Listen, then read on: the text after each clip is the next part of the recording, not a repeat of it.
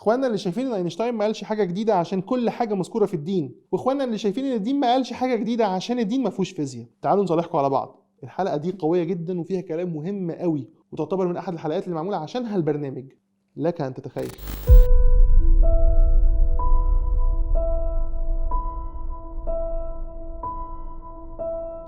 هل القرآن اتكلم فعلا عن الثقوب السوداء اللي احنا متأكدين منه ان ربنا قال في سورة التكوير بسم الله الرحمن الرحيم فلا أقسم بالخنس الجوار الكنس.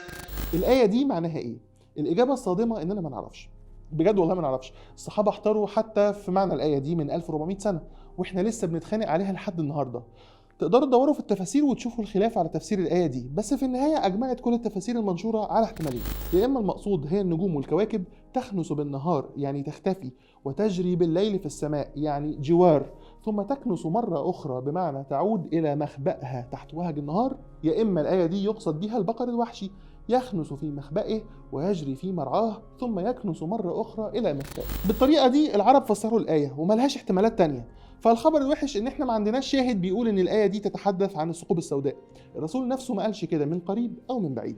لكن الخبر الحلو انك لو قريت الآية دي في ضوء السورة الكاملة هتفتح على نفسك باب مش هيتقفل طول العمر. اللي هتسمعه دلوقتي هيعلق في دماغك للأبد.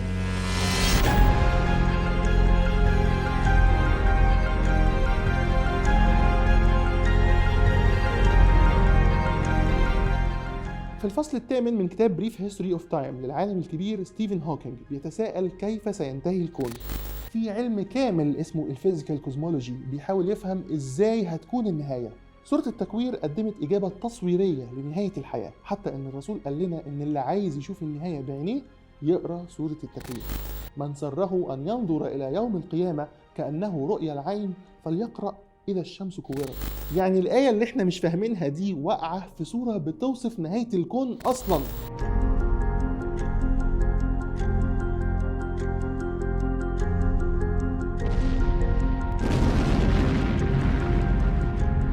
طب الفيزيكال كوزمولوجي دي قالت ان الكون هينتهي ازاي يعني؟ هي قالت 3 نظريات. واحدة منهم هي نظرية الانسحاق الكبير اللي بتقول ان بعد الانفجار العظيم هتفضل قوى التمدد تبعد الكون عن بعضه، وهتفضل قوى الجاذبية تحاول تجمعنا تاني من بعد الانفجار لحد ما طاقة التمدد دي تنتهي، وهيتوقف التمدد ده والجاذبية تنتصر.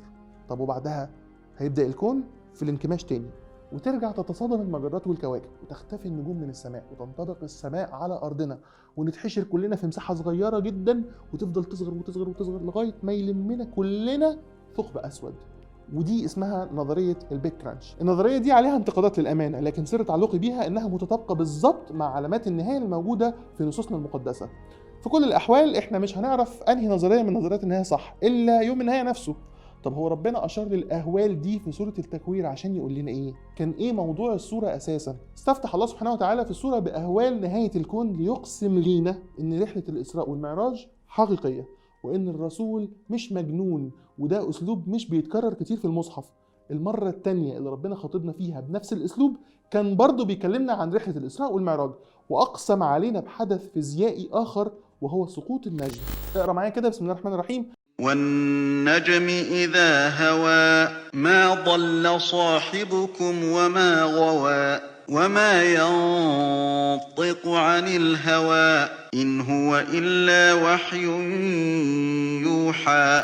لو دماغك شغالة هتديك دلوقتي سؤالين حالا. يعني ايه النجم اذا هوى؟ هو في نجوم بتقع فين يعني؟ مش فاهم. بص، لو سألت السؤال ده قبل 10 ابريل 2019 هنقول لك ما نعرفش، بس لو سألت السؤال ده بعد 10 ابريل كلنا هنقول لك ايوه النجوم بتقع. لما بتسقط في الثقوب السوداء، وصورنا الثقوب السوداء اللي بتجذب النجوم، وشفنا النجوم النيترونية وهي بتندمج مكونة ثقوب سوداء بيسقط جواها كل حاجة. النهاردة احنا نقدر نفهم نوعا ما كيف تسقط النجوم.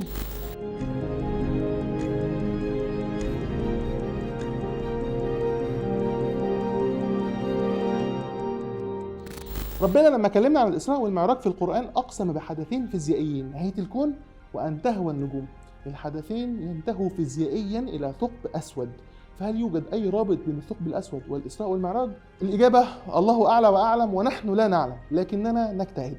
تعالوا نراجع معلوماتنا القديمة كده، يمكن نلاقي فيها حاجة جديدة. بالنسبة للثقوب السوداء فهي بداية ممرات ممكن تودينا لزمان تاني وأداة مباشرة للسفر عبر الزمن، ودي نظرية أينشتاين برضو وروزنبريدج. وبالنسبة للإسراء والمعراج فاللي نعرفه إنهم رحلتين ويمكن 3. الرحلة الأولى هي رحلة أرضية في أبعاد الطول والعرض، سافر فيها النبي عليه الصلاة والسلام من المسجد الحرام إلى المسجد الأقصى. الرحلة الثانية رحلة سماوية في بعد الارتفاع، كان فيها الصعود من المسجد الأقصى إلى السماء الأولى اللي هي نهاية الكون المنظور، ثم العبور من سماء إلى سماء حتى سدرة المنتهى. الرحلة الثالثة كانت في وسط رحلة المعراج، رحلة جانبية لما أخذ الملاك سيدنا جبريل نبينا صلى الله عليه وسلم وراح يوريه أحوال الناس في الجنة والنار، وشاف 14 صنف من الناس بتعذب في النار، ورجع الرسول بعدها يحكي لنا عن أحوالها. فهل يوجد أي رابط بين الثقب الأسود والإسراء والمعراج؟ لك أن تتخيل.